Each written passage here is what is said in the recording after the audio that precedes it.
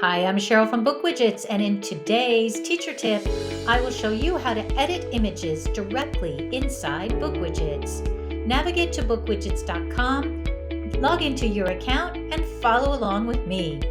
Often images you have or find are not usable directly in a widget, but not all of us are Photoshop wizards. We've added some basic, easy-to-use image editing tools in that top toolbar. Now you can grab a picture, add it to your widget, and quickly tweak it to your liking using Edit Image options. Use the toolbar to zoom, rotate, and flip horizontally and vertically.